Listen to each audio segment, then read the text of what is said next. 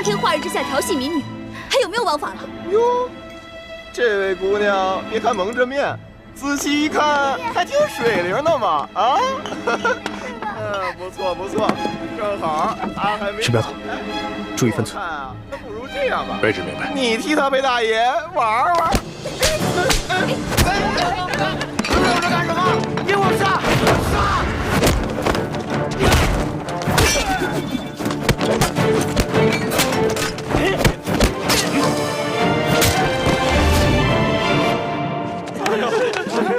快走！快走！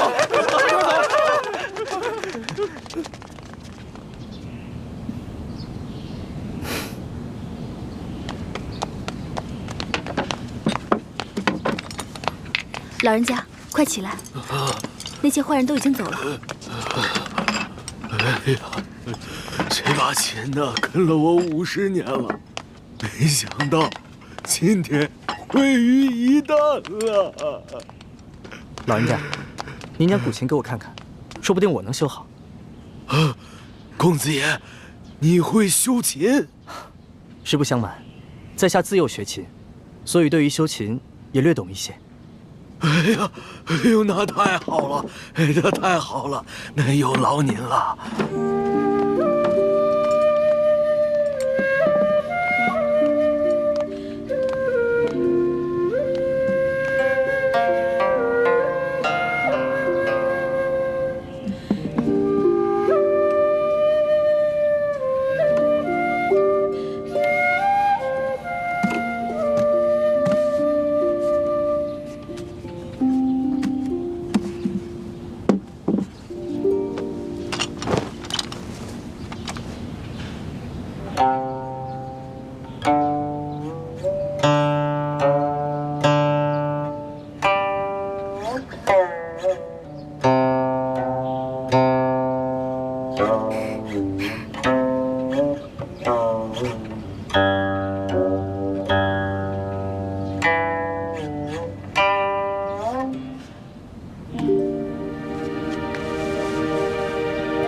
老人家，这琴已经修好了。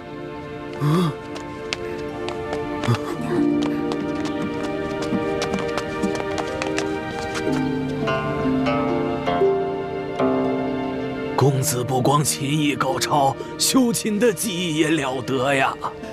太感谢您了。不敢当，前辈您过奖了。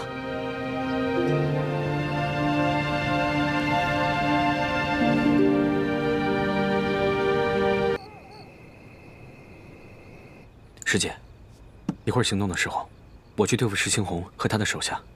吴应奇看起来好像不会武功，就交给你了。交给我？对，擒贼先擒王。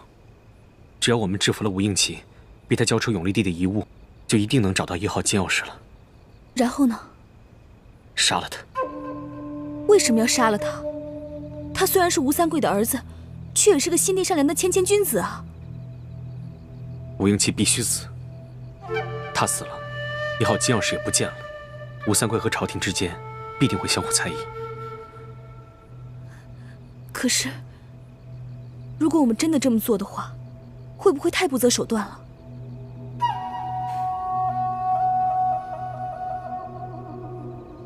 师姐，不要忘了我们的大业。要做大事，就不能有妇人之仁。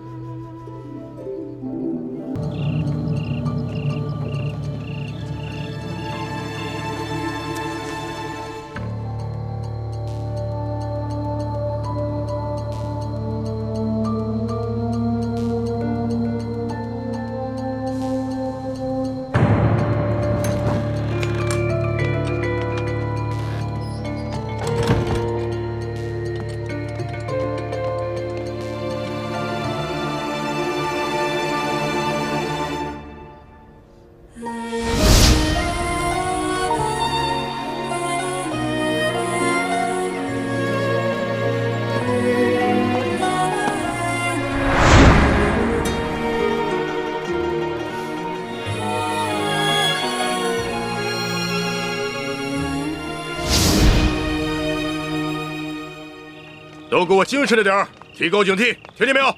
听见了。仔细着点儿。哎。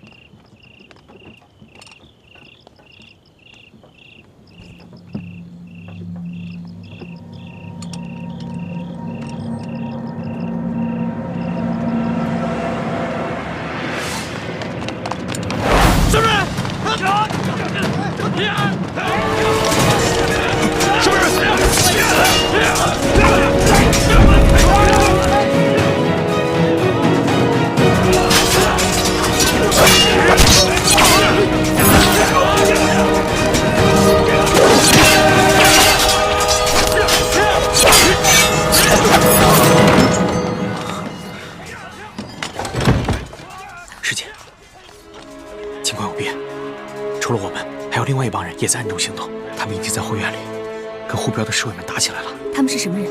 不清楚，不过他们和我们的目的不同。他们好像只是要劫镖。吴英奇的车队里，除了永历帝的遗物，还有很多送给京城权贵的礼物和云南特产，都是很值钱的东西。他们就应该是普通的江湖劫匪。如果他们只是劫财，那咱们可以不管。可就怕他们不分青红皂白的把永历帝的遗物也劫走了。是啊，眼下的情况，只能我们先出手帮他们推敌。好，你先去那边，我在这边想办法弄醒吴应奇，让他说出永历帝的遗物在哪个车上。好。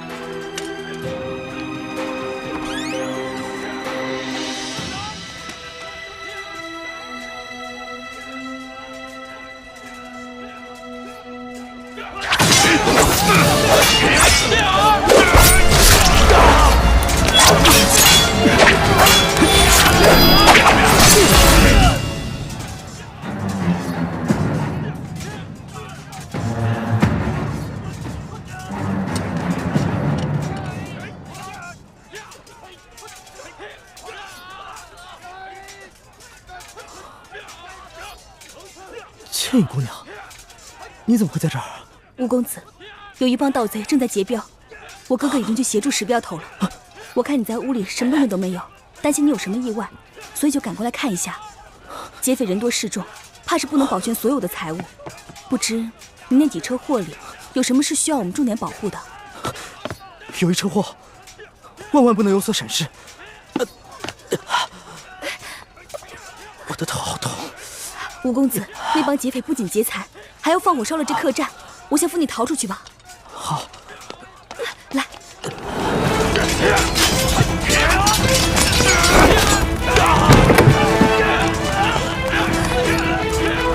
住手！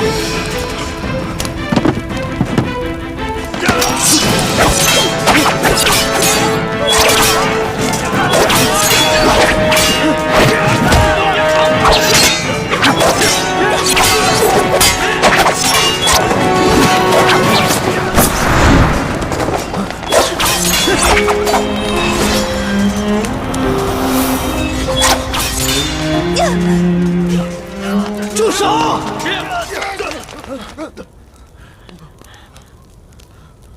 诸位好汉，你们不过是为了求财，又何必赶尽杀绝呢？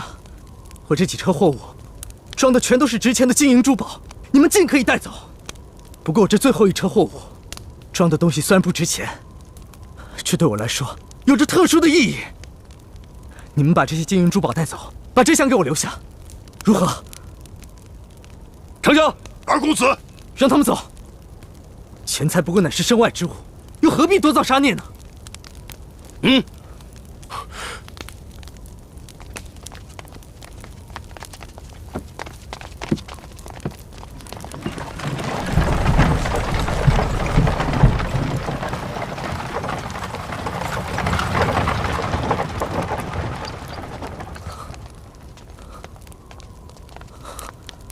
你没事吧？我没事。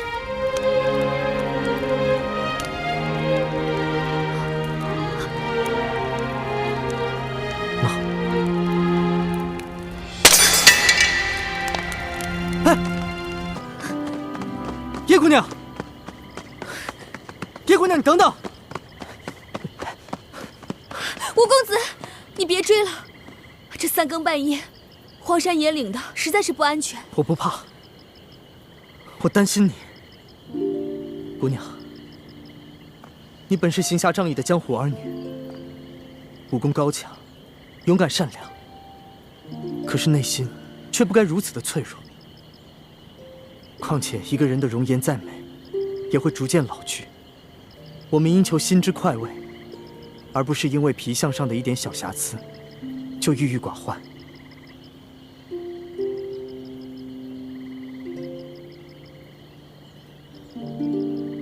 姑娘若是不嫌弃，就用我这手帕稍微遮一下吧。多谢公子。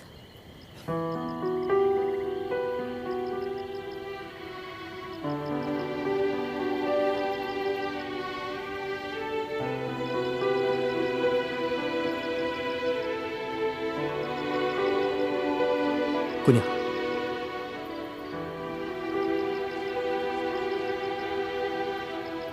其实你只是一侧的脸颊有一点小小的伤疤，可是你的五官以及轮廓却是那么的精致，你根本不必在意的。多谢公子温言开解，只是你不明白，我最在意的并不是这脸上的伤痕，而是……我明白了，其实你真正的伤痕源自你的心里。姑娘，你如果相信我的话，不妨对我直言相告，我愿与你一同分担。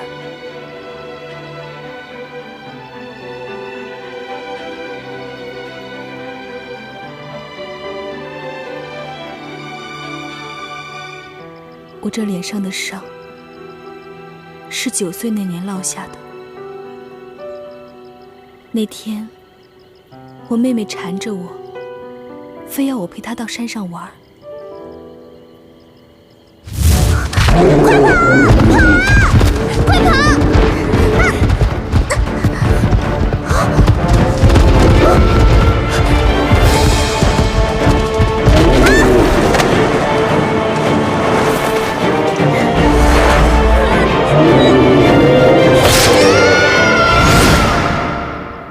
我能明白你的感受，在那么危急的情况下，你的爹爹没有先救你，而是救你的妹妹。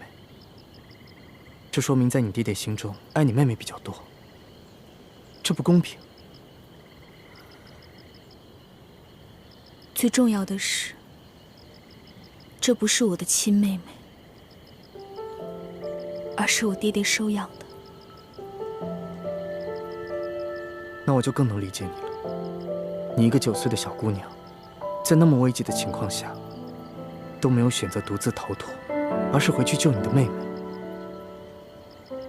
这足见你的勇气，也足以见得你多么爱你的妹妹，哪怕她不是你爹娘亲生的。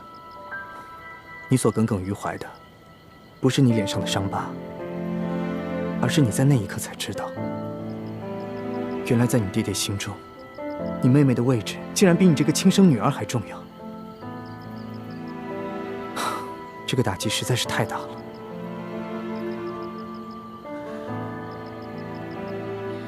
谢谢吴公子这么理解我，让我说出了藏在心中这么多年的心事。其实我平时就不敢想，一想我就会恨自己。你居然会嫉妒你妹妹，你不是应该为妹妹的平安而感到高兴吗？你为什么要如此的心胸狭隘？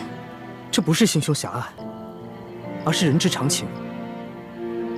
我相信除了圣人，每一个人处在你的位置，都会感到难过，感到悲伤。我也一样。谢谢公子理解。听你这么一说，我心里好受多了。其实，我爹爹是一代名医，他有个秘方，能配出冰肌血肤膏，治好我脸上的疤痕。只可惜，那些药材太过于珍贵难得，所以才一直没有配出来。都需要哪些药材？你能不能告诉我？说不定我可以帮到你。公子能找到那些珍稀的药材？实不相瞒，我乃是平西王府的2公子。哎，我们平西王府的药库啊，比这皇宫里的药库也相差无几。原来公子是平西王府的小王爷啊！公子身份显贵，我只是跟着兄长浪迹江湖的贱民，和公子地位悬殊，还妄想和您做朋友，实在是高攀了。你这是什么话呀？你难道忘了，我们昨日在雨中一起营救产妇，而今晚又一起抵御劫匪，共历生死，这是何等的情谊啊！你如果再提什么身份贵贱，那岂不是俗气了吗？想不到小王爷也是性情中人。倩影姑娘，你如果真的拿我当朋友啊，就不要再叫我什么小王爷了。何况我也是庶出，也没有资格继承我父王的爵位。我看干脆啊，以后我们就直呼其名，好不好？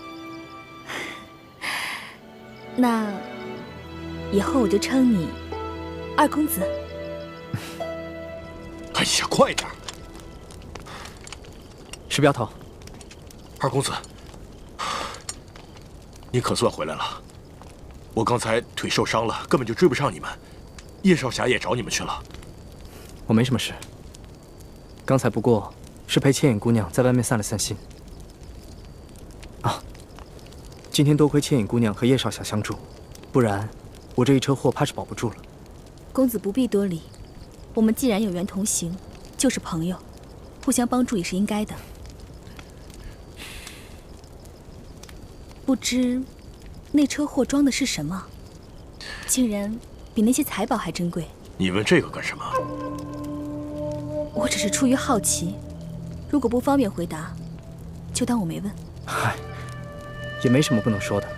这车货物啊，是我奉旨押送的前明永历帝遗物。二公子，石镖头，事到如今，如果再遮遮掩掩的话，那岂不是太不够朋友了吗？本来啊，我父王打算派200精兵护送我前往的，但是我嫌因此会惊扰沿途的百姓，所以便伪装成运镖的，低调行事。可是没想到，还是碰到了劫匪。事到如今，我也不敢再贸然前行了。就快进入山西境内了，我也只能派人通知山西总兵书记，让他派人护送我进京。公子体恤百姓，实在是令人感动。不过，就算是今晚出了意外，刚才那些劫匪也只是看中了财物，如今剩下这一车，在常人眼里看来，并不值钱的东西反而安全了，又何必再惊动当地的官府呢？倩影姑娘说的也有道理。公子，万万不可呀！这车货虽然不值钱，但毕竟是朝廷下的明旨所要，就一定有它特殊的用意。万一再出了意外，不仅卑职性命难保，只怕还会连累到公子，甚至王爷。所以，万万不可再大意，还是尽快通知舒总兵前来护送的好。好吧，就按你说的办吧。这帮劫匪个个武功高强，不像是乌合之众，倒和我们一样，像是经过特殊训练的。我虽然之前练功走火入魔受了内伤，但对付几个劫匪不应该如此吃力，而且他们的身份很是蹊跷。但他们却只是劫财，对吴应奇押送的永历帝遗物却一无所知。石青红已经连夜派人去通知山西总兵书记，恐怕过不了几日，就会有大批的人马前来护送。到时候，你我再想下手，恐怕就难了。那你的意思是？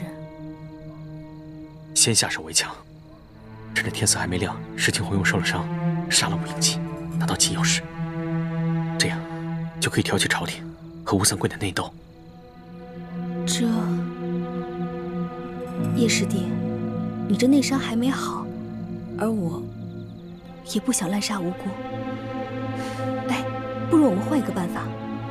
那你有什么好办法？这吴应奇是个文弱书生，毫无江湖经验。今夜我们帮他击退劫匪，他已把你我当成朋友。我想继续接近他，从他口中套出金钥匙的消息，悄无声息地把金钥匙拿走。这样也好。只要我们拿到了1号金钥匙，朝廷一定会以为吴三桂故意隐匿不交。如果朝廷能把吴应奇留在京城，甚至再杀了他，那比我们暗杀他的效果要好上很多。不过，吴应琪虽然看起来是个文弱书生，恐怕很难对付。你有把握套出他的话吗？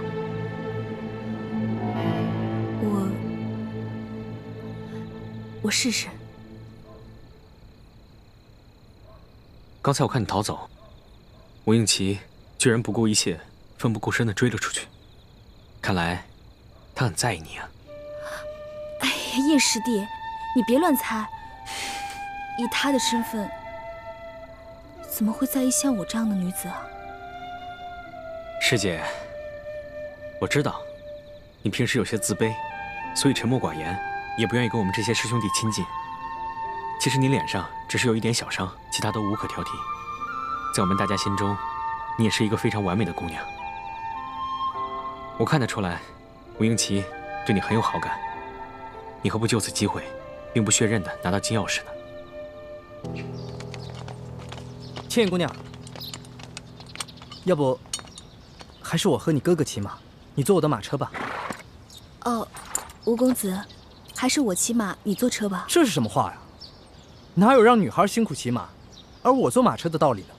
妹妹，吴公子的一番好意，你就不要推辞了。请，来，我扶你。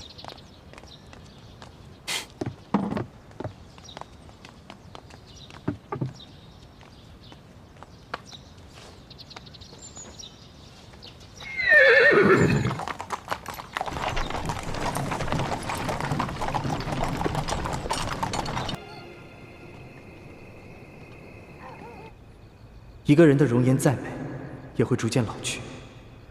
我们应求心之快慰，而不是因为皮相上的一点小瑕疵就郁郁寡欢。姑娘，其实你只是一侧的脸颊有一点小小的伤疤，可是你的五官以及轮廓却是那么的精致。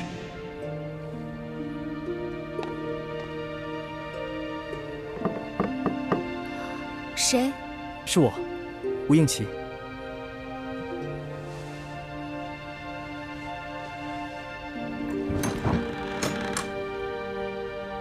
倩姑娘，这么晚了，没打扰你休息吧？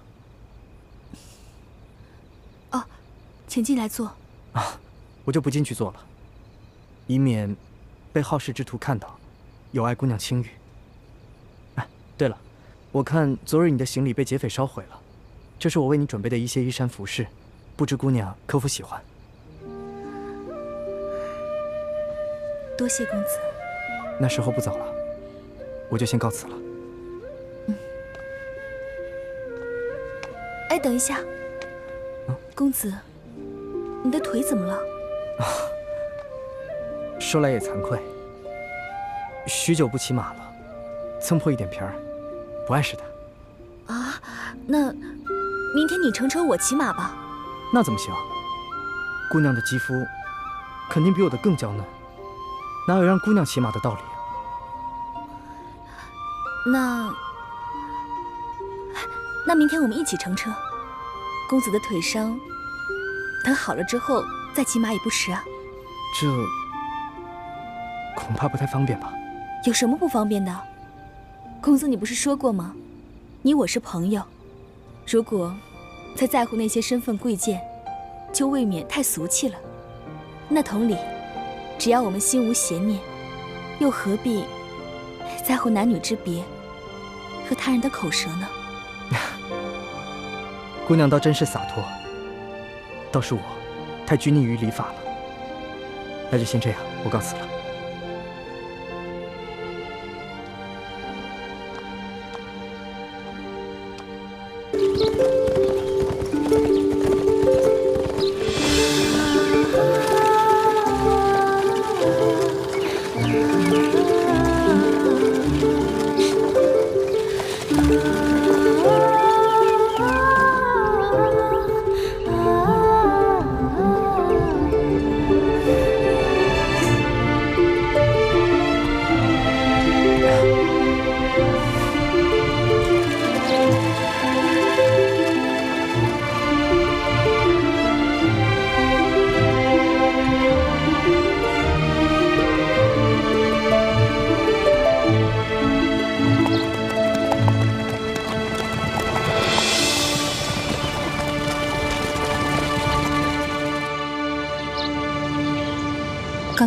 听其说，山西总兵舒建已经亲自带着200精兵前来会合，最快的话，应该明天就可以碰面。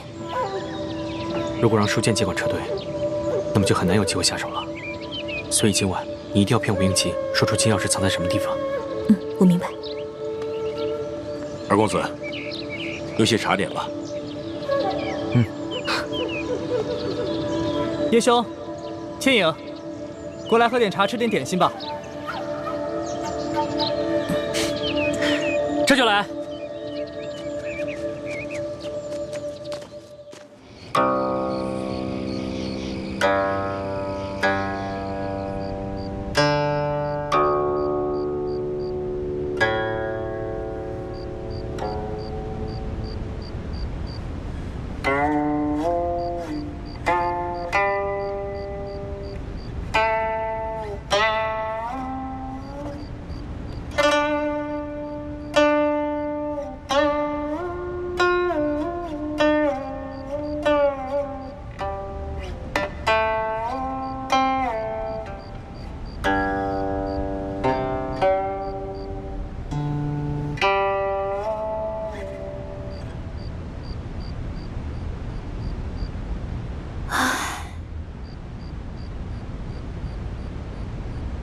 倩影姑娘为什么叹息？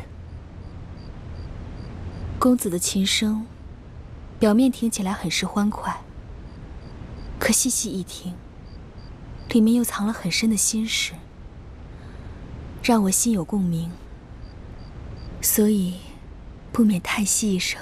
这是我以前最喜欢弹的一首曲子，可从来没有人能听出我有心事。倩影姑娘，你真是我的知己。公子，我们现在已经在山西境内，明天就与舒总兵他们会合，公子也可卸下重任。不知还有何其他心事？你不明白，此次护送永历帝的遗物进京，是我主动向父亲请缨的。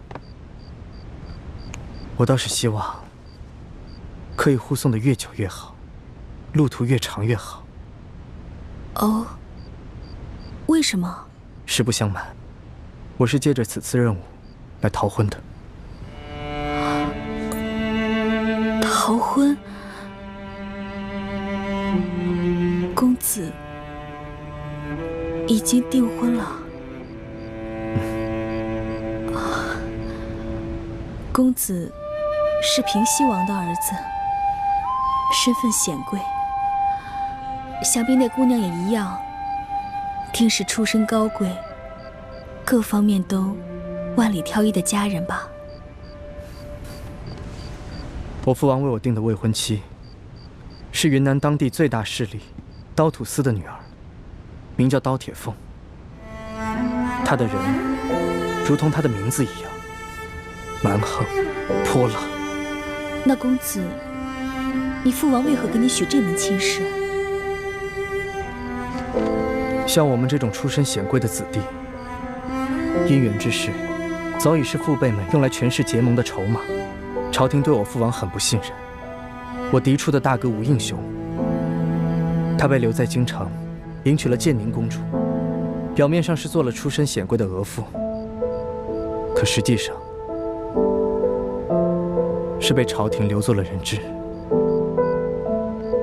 而我也是一样，迎娶刀土司的女儿，也是为了壮大我父王的实力。作为平西王之子，这也是无可奈何之事。其实身份、地位、财富，对我来讲，我根本就不在乎。如果可以选择的话，我宁可出生在一个普通家庭，平淡一生，愿得一心人，白首不相离。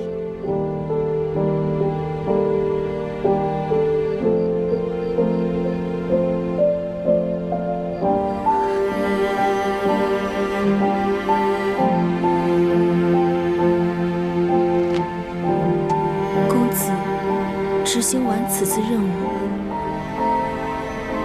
怕是就要和刀土司的女儿成亲了吧？所以我希望这次的路程越长越好。可明天就要和舒总兵他们会合。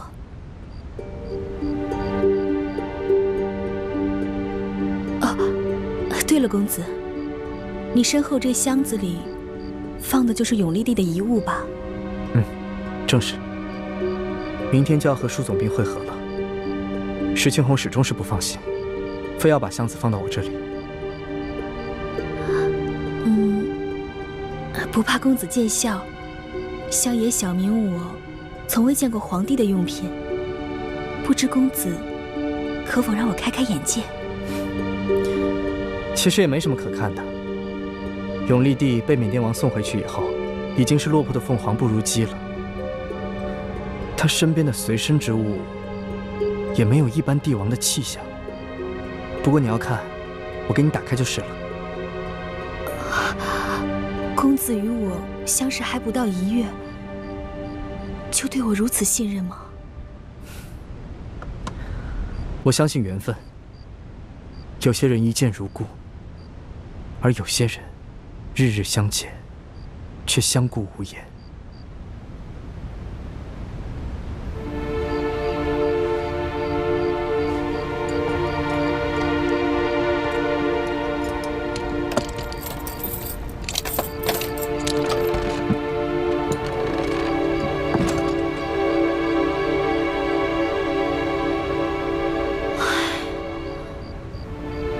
这和普通人家的用度相差无几，难道都是这些衣物，就没有什么稀罕物吗？这流亡的皇帝，怎么也该有几件随身的配物吧？永历帝当年虽然落魄了，可是至少还有一帮忠臣死士相随，所以金银珠宝也是有一些的，就在这个首饰盒里面。那我能看看吗？当然可以。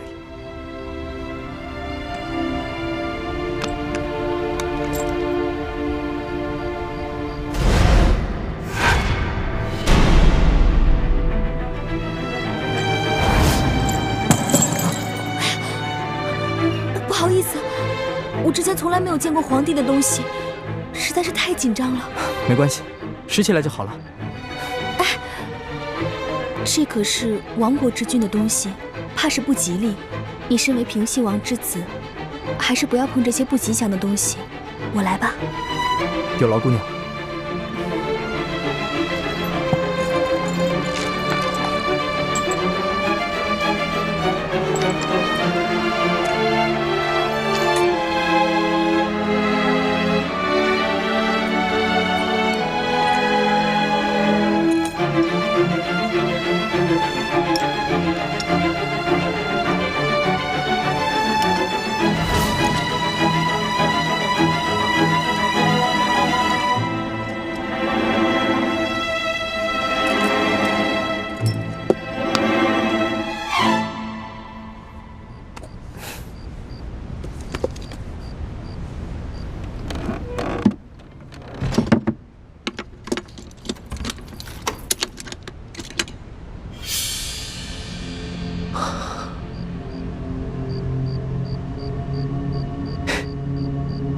我原本以为吴应期心思缜密，很难对付，没想到你居然这么轻松的就拿到了1号金钥匙。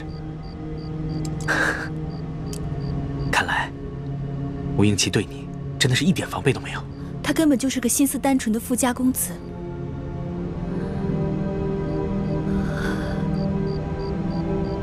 他进京之后，如果朝廷发现这金钥匙被调包了，那他会不会有性命之忧啊？师姐，金钥匙我们都拿到了，你还担心他干什么？朝廷最好把他打入天牢，一怒之下再杀了他，这样就能逼得吴三桂起兵造反了，我们光复大明就指日可待了。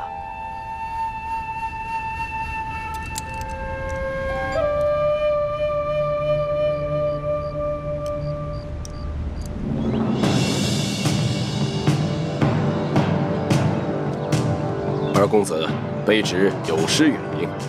若不是半路遭遇劫匪，在下也绝不敢劳动舒总兵，还望舒总兵见谅。哎，哪里话，同为朝廷效力，二公子若有什么闪失，卑职如何向圣上交代？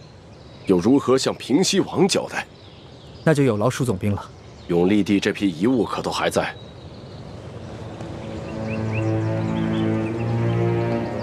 我之前特意将永历帝的遗物放在一个不起眼的箱子里，劫匪们有眼无珠，只劫走了其他箱子，却唯独把这个箱子留了下来。这也算是不幸中的万幸吧。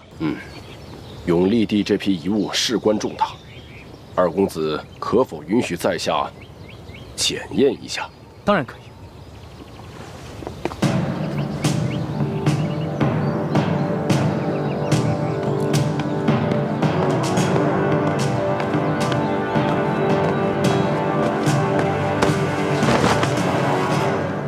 请。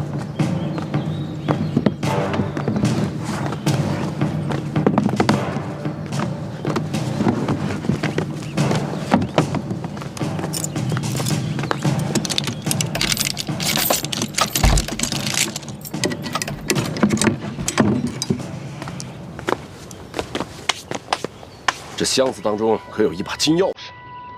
金钥匙？这我倒不曾留意。啊，不过永历帝的遗物里有一个首饰盒，不知舒总兵说的金钥匙在不在那里面？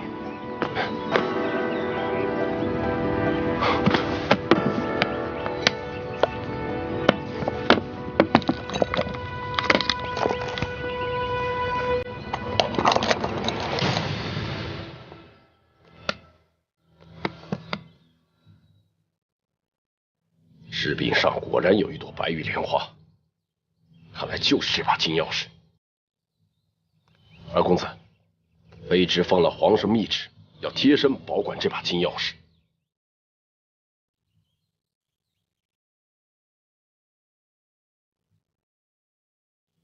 朝廷让家父运送永历帝的遗物，难不成就是为了这把金钥匙吗？不知这金钥匙有什么特殊的用途吗？二公子，遗物您已经送到，就算完成任务了。回去也好向平西王爷交代。至于别的嘛，恕卑职无可奉告。是在下失言了。二公子，你一路车马劳顿，请至前方驿馆歇息，请。多谢舒总兵。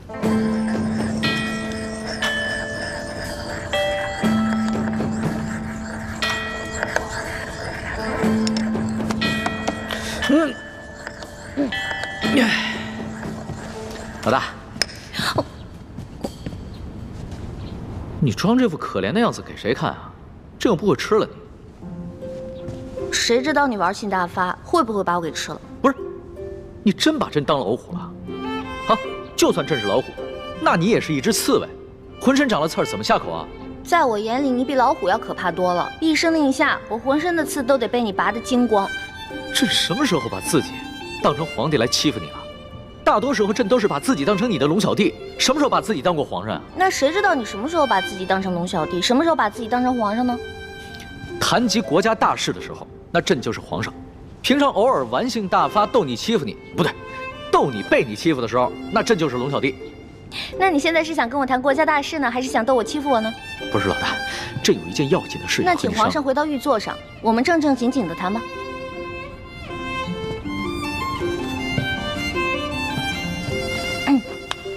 行了吧？说吧。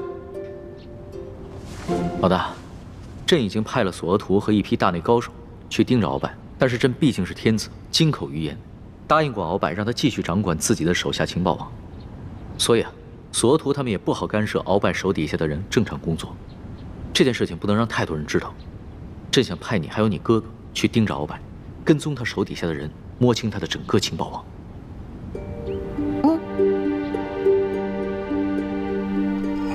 除了索额图，皇上还派李太医和世淑姑娘，也都去了鳌拜府，暗中盯着鳌拜。那依你看，这兄妹二人可信得过？他兄妹二人都是皇上亲自挑选的，奴才不敢妄议。你大胆地说，无论你说什么，哀家都恕你无罪。谢太皇太后。奴才觉得他兄妹二人还有些本事，能为皇上办点事，对皇上呢也还算是忠心。可鳌拜却说，这兄妹二人来历不明，心怀叵测，那奴才也就分不清深浅了。现在皇上很信任他们兄妹二人，所以哀家呢也不好说什么。不过他们都是来自乡间的，确有些疑点，还是防备着点好。奴才斗胆请太皇太后示下，让奴才也去鳌拜府。一来呢，可以帮着皇上盯着鳌拜；二来，也可以查探查探他兄妹二人是何底细。哀家给你一道手谕，让你自由出入鳌拜府。你要记住，探出什么，立马就要回来禀报哀家，切记不能惊动皇上。奴才明白。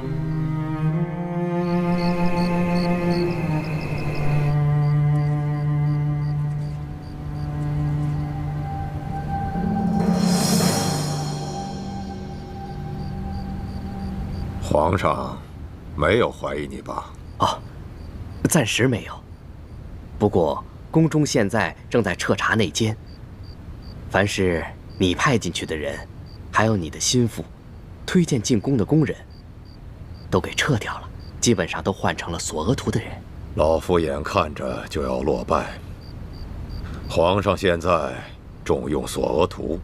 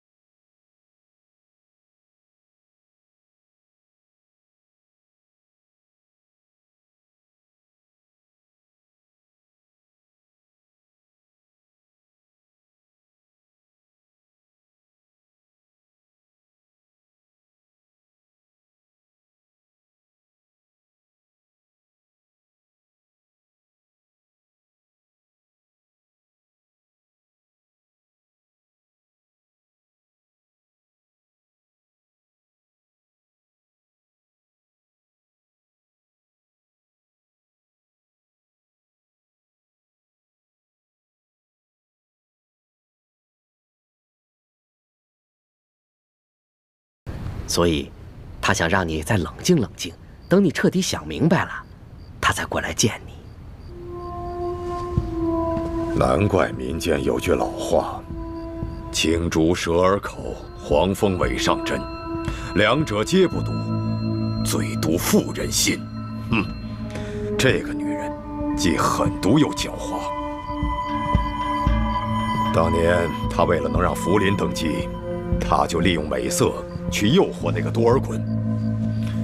福临亲政以后，他又利用老夫去对付多尔衮。现如今，他的孙子玄烨要亲政了，他现在又容不下老夫了。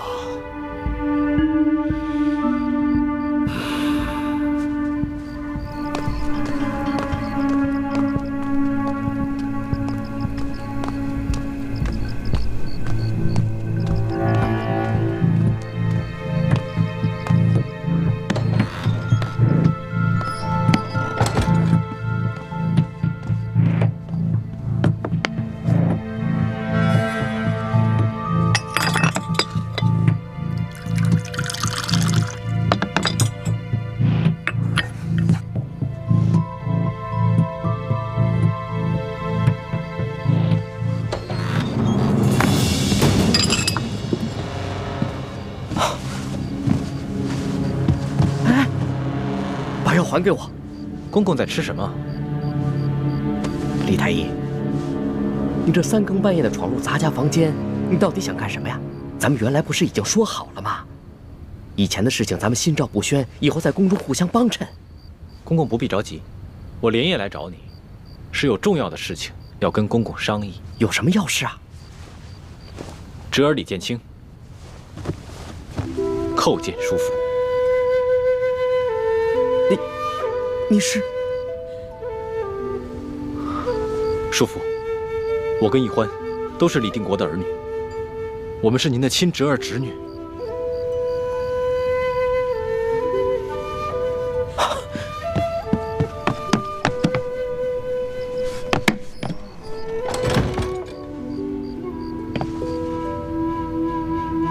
原来鳌拜说的是真的，你们两个进宫果然是图谋不轨啊！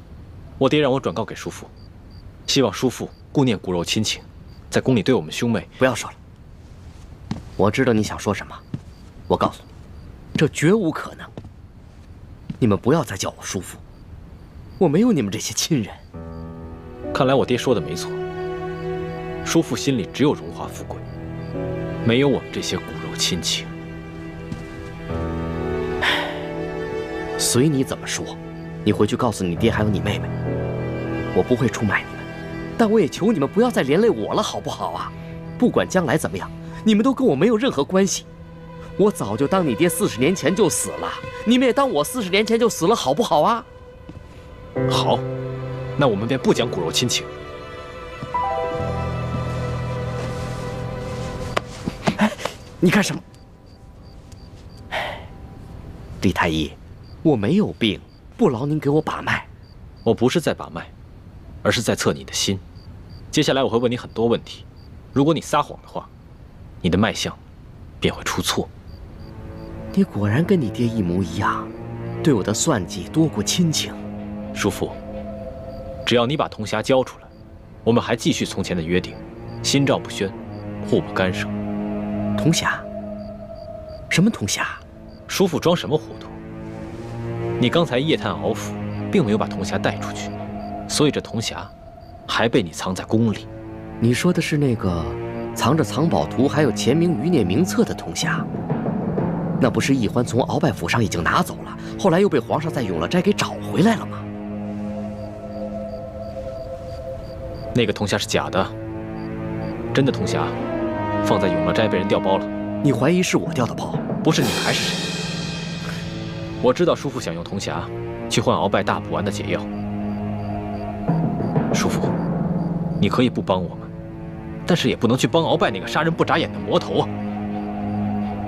唉，叔父要的大补丸的解药，我能解，只要你交出铜匣，以后每月我会把大补丸的解药亲自给你送过来。叔父那个时候就不用再受鳌拜的挟制了。原来你能解大补丸的毒，难怪你敢背叛鳌拜。可是铜匣真的不在我身上，贤侄，你既然能解大补丸的毒，那就赶紧给我解药吧。叔父变脸还真是快，刚才还口口声声不想认我们这些亲人，现在居然叫我贤侄了。我这是没办法被逼的。俗话说，好死不如赖活着嘛。好，既然叔父想活不想死，那么只要你把铜匣交出来，我马上把大补丸的解药给你。这铜匣真的不在我身上，你想想，这么机密的事情，鳌拜怎么可能把这件事情告诉我呢？真的不是我调的包，你们要相信我呀。叔父要是不愿意交出铜匣跟我们合作，那我就不能给你解药。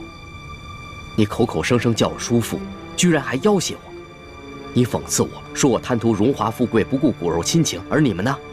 你们就不自私，不冷血？从脉象上看，叔父的确不像是说谎，而且易欢也跟我说过，你的确从来没有进过永乐斋，而且叔父也不会功夫，也没办法半夜从永乐斋将铜匣盗走。既然叔父不知道铜匣的下落，那侄儿就先告退了。哎，等一等，解药呢？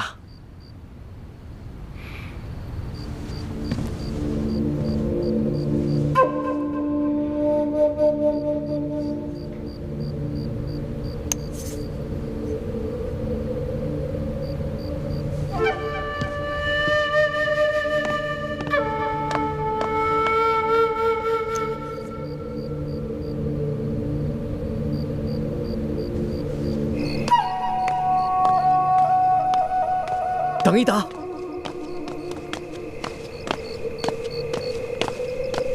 解药不是已经给你了吗？还有什么事？看在你替我保守秘密，还给我解药的份上，有件事情，我应该提醒你跟易欢。什么事？易欢之前打了皇上一巴掌，最近因为皇上林允生了病，这件事情太皇太后马上就知道了。你知道为什么吗？这不是你告的密吗？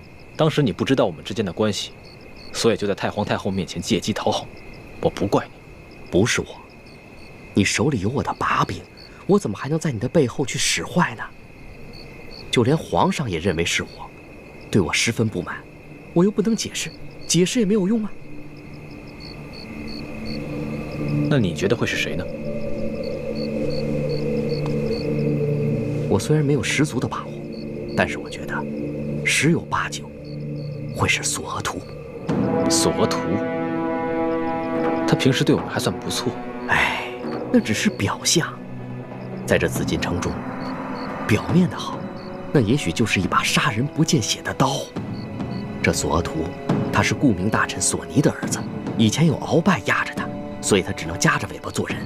你们替他扳倒了鳌拜，他才在皇上面前替你们说几句好话。可是索额图这个人，为人最是深沉，况且他是当今皇后的亲叔叔，而皇上又如此宠幸易欢，他能真心对你们好吗？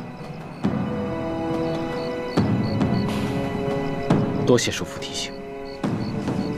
哎，你先别急着谢我。我在这紫禁城中30年沉浮不易呀，我真的不想跟你们掺和到一块儿。你回去转告你爹，咱们从此以后老死不相往来，各自珍重吧。叔父放心，你的话我一定带到。以后在宫里，我跟易欢也会尽量少打扰你。就这样吧。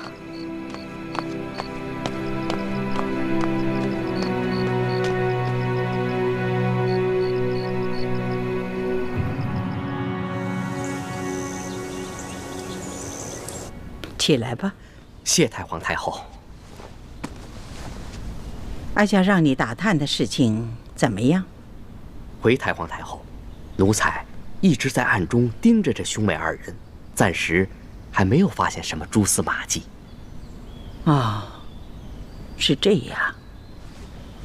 其实皇上很看重这兄妹二人，真是不寻常啊。从现在开始，继续为哀家看住他们，只要有点风吹草动、蛛丝马迹，一定要回禀给哀家。这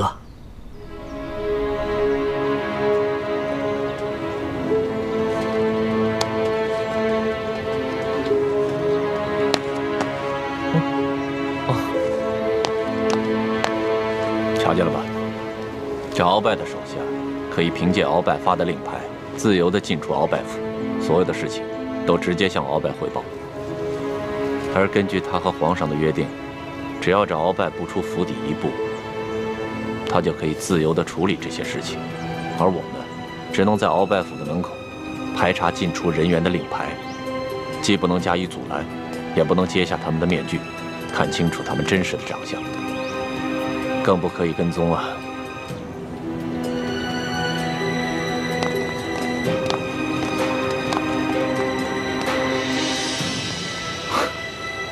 皇上是天子，金口玉言，可索大人就不能将在外，君命有所不受吗？便悄悄安排人去跟踪一下，又有何妨呢？唉，说来真是惭愧啊。我也曾经悄悄派人跟踪过，可是鳌拜这些手下个个都是江湖经验丰富的老手，又懂得擅长易容易身之术。我的那些侍卫都是些八旗贵族的子弟，虽然有几个身手不凡的，可是总是江湖经验欠缺，所以每次都是跟丢了。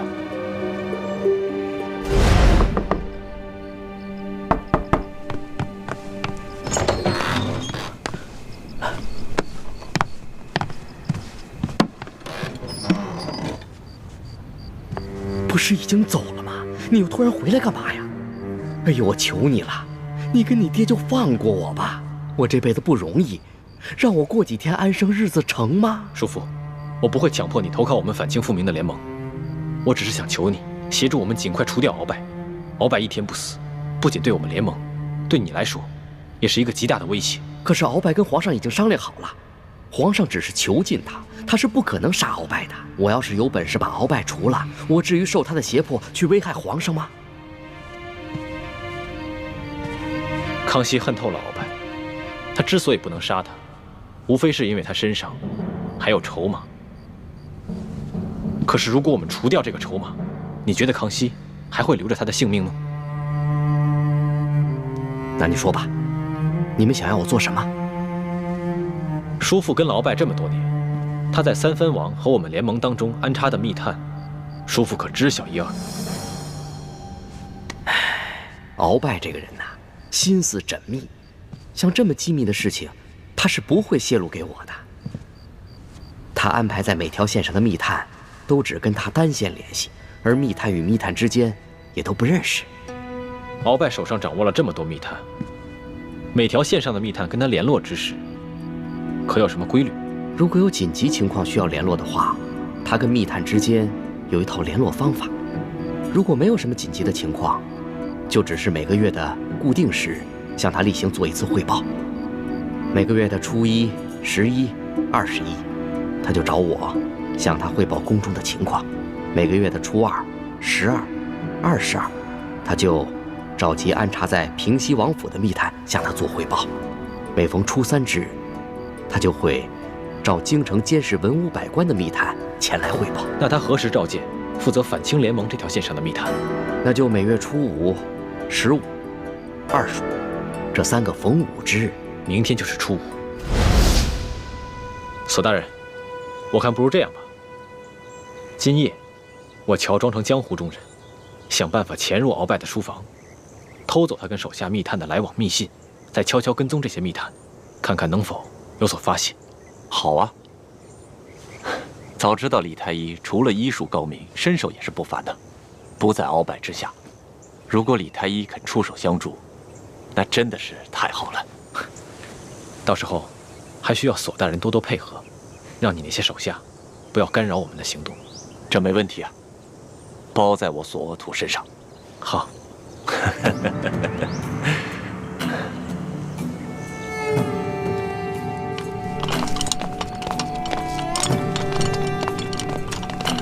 纳塞，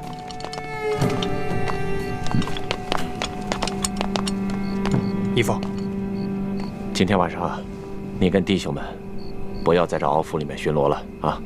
巡逻到外面去，围着鳌拜府转几圈就行了。这府里面发生什么事情，你们都要装作没听见，明白吗？好的，义父，孩儿明白。行，巡逻去吧。哎，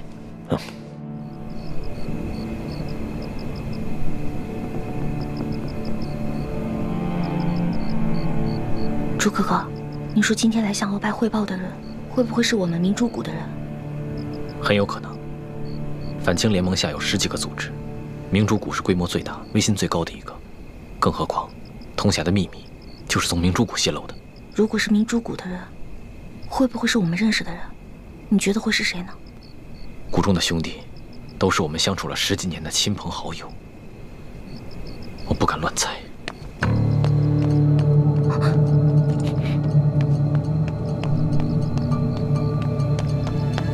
朱哥哥，我好紧张啊！嘘，小声一点。此人脚步轻微，武功很高，不能让他发现了。朱哥哥，您说这个人把自己装扮成这样，连身材都不敢暴露，可见他比其他人更加谨慎，更怕别人认出他来。我心里有种预感，这个人是我们认识的人，而且跟我们非常的熟悉。先不要乱猜。此人既然是咱们自己人，应该已经知道。我们已经知道了他的存在，但他还敢贸然前来，一定是有什么重要的情报要交给鳌拜。等会儿他出来的时候，你悄悄跟踪他，弄清楚他的身份。好，我再想办法去暗杀鳌拜，绝对不能让他把这个情报交给康熙。出来了。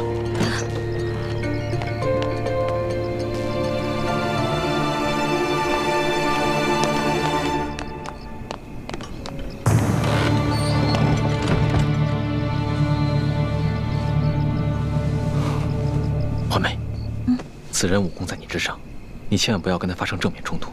如果被发现了，马上放弃任务逃走，保住自己的性命要紧。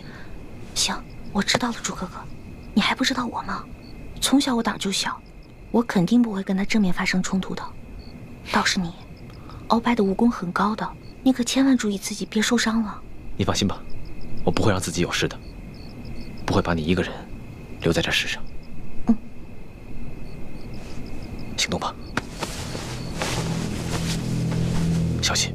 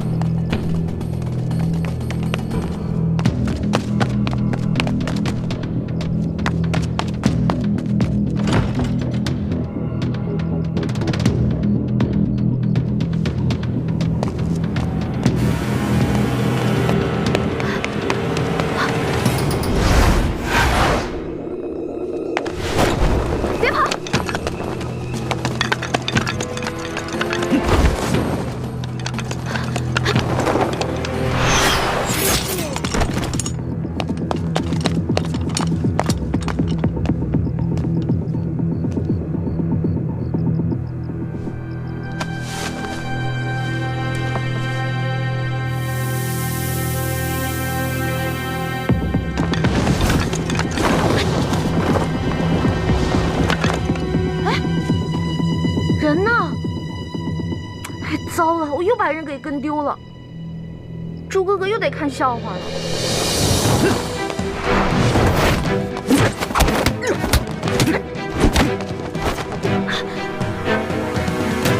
你到底是谁？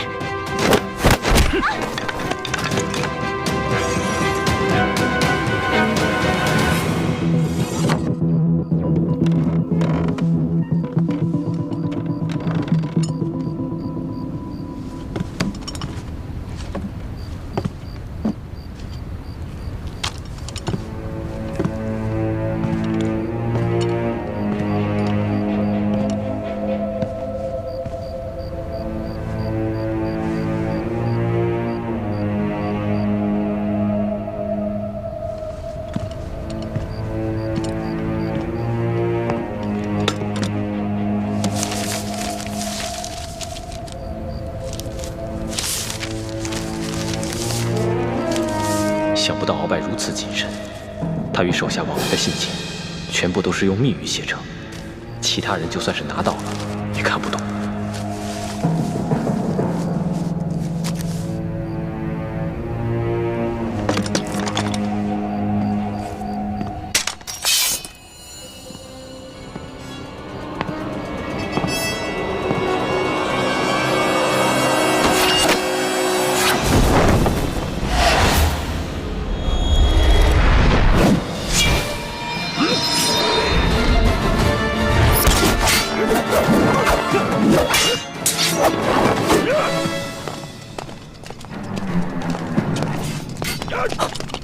大人，内院好像有动静。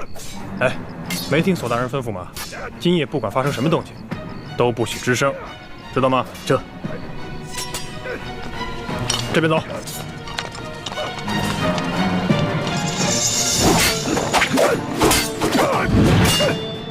幸亏老夫早有防范，要不然真的就中了你的暗算。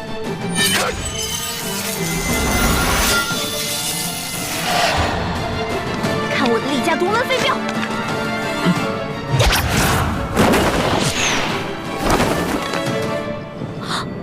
可以啊，居然全都接住了。你这发暗器的功夫太差了，哪儿学的功夫？简直丢你师傅的脸！我刚刚逗你玩的，现在才是真格的。看招！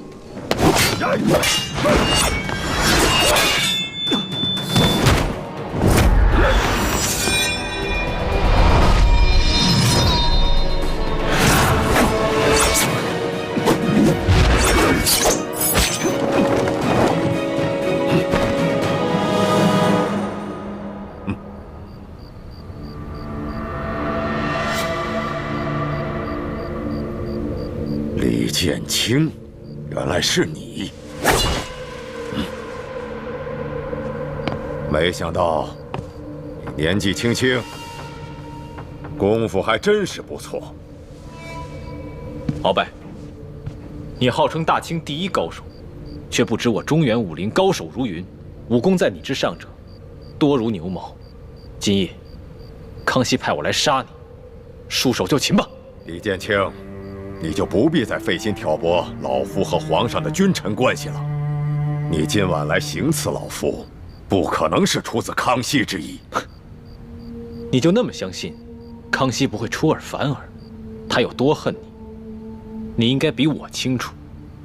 康熙小儿恨老夫入骨，一心想让老夫死，但是以康熙的城府，他更加清楚，眼下还不是杀老夫的时机。你对朝廷的价值，无非只剩下你所掌控的情报网。康熙将你革职软禁，天下皆知。你的那些手下，早就惶惶不可终日了。他们暂时还肯效忠于你，一来不过是受了你大补丸的控制，你的余威还在。但实话告诉你，大补丸的解药我已经解出来了。什么？你现在可以解大补丸的毒了？若非如此，我跟奕欢怎敢公然跟你翻脸？想不到啊，你年纪轻轻，不但武功高强，这医术之高明，也是老夫平生之仅见，可真是了不得呀！这第二是你的那些手下，跟朝廷还没有建立起联系的渠道，但是以康熙的智慧，相信用不了多久，他就会让你那些手下主动去投靠朝廷，到时候他们直接建立起了联系。你以为康熙还会留着你这条老狗吗？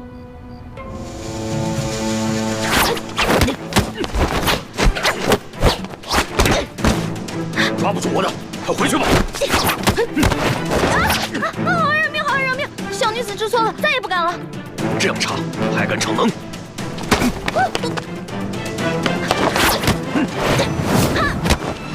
害，好害！你再饶我一次吧，我这次真的不敢了，我真的不敢了，真的。眼下局势混乱，处处都是陷阱杀机，你个小丫头，还是少掺和的好。快回去吧！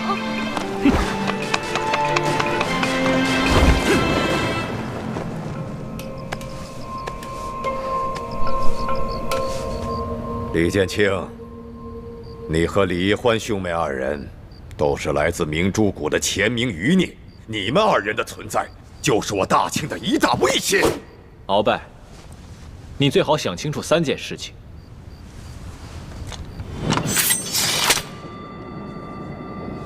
第一，眼下我们兄妹直接威胁的是康熙，不是你鳌拜。第二，康熙信任的是我们兄妹，不是你鳌拜。第三，康熙最恨、最想杀的，不是我们兄妹，还是鳌拜你。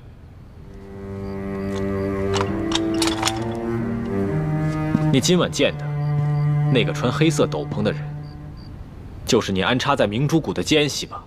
是又如何？虽然你的功夫不错，但若想杀了老夫，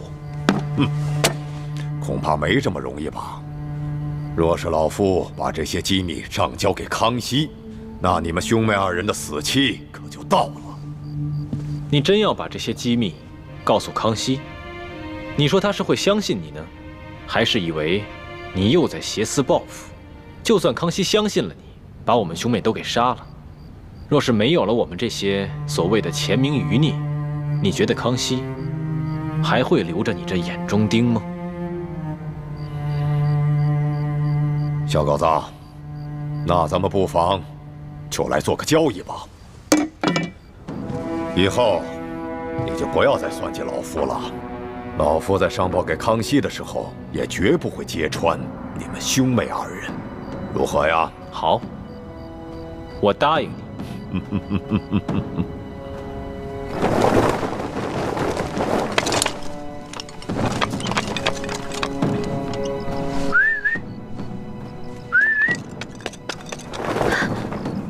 欢梅，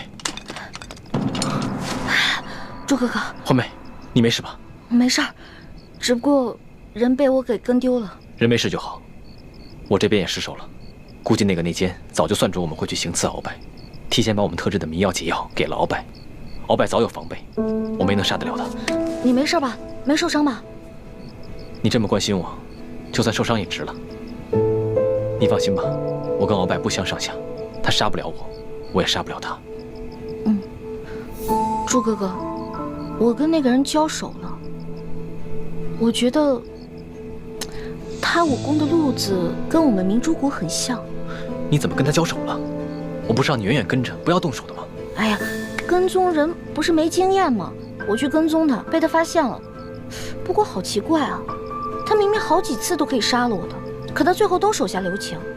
虽然他用黑色斗篷把自己的身形全部罩住了，我看不清他的身形是什么样的，但是从他武功身法和揭发暗器的路数，我感觉他就是我们明珠谷的人。看来这个人认识你，所以才会对你手下留情。有没有听到他说话的声音？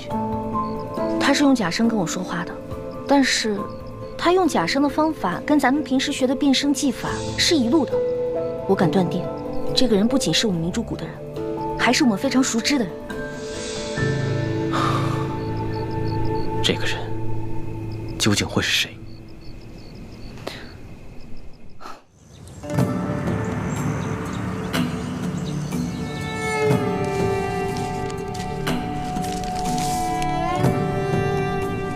这就是鳌拜的手下传来的密信。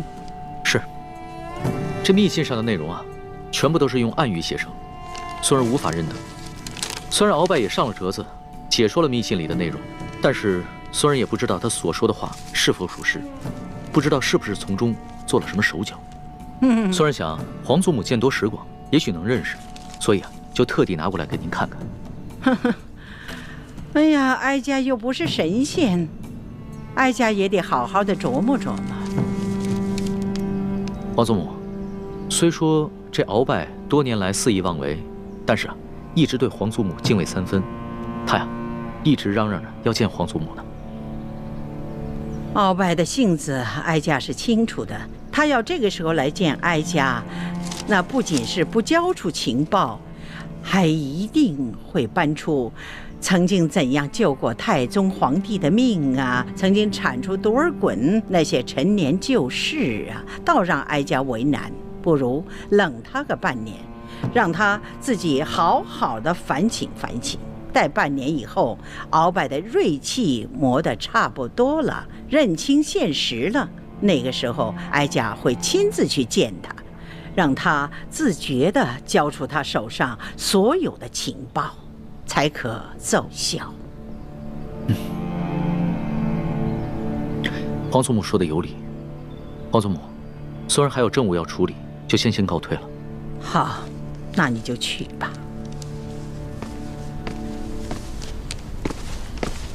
这李氏兄妹可有什么异常？回太皇太后，这李氏兄妹一直尽忠职守，没有什么异常。不知为什么，哀家对他们二人真是有些不放心的。你要继续替哀家看住他们二人，不可掉以轻心。奴才明白。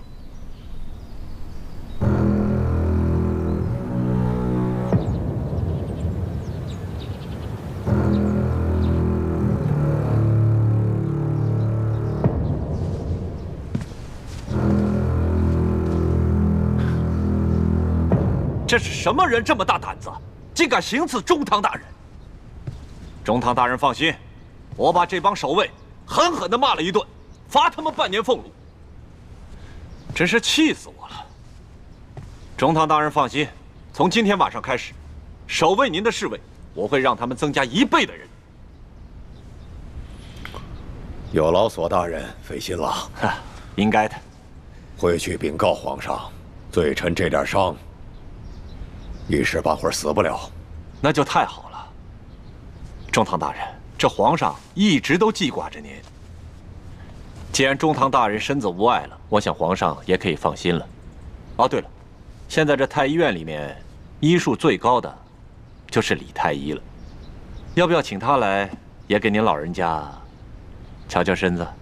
这要多谢索大人的好意了。老夫这点小伤，哪儿好去惊动李太医呢？那好，既然中堂大人身子无碍了，那我就回禀皇上，索土告退。索大人，请留步。你们带着蔡太医前去开方，其他人都先退下吧。是。告退。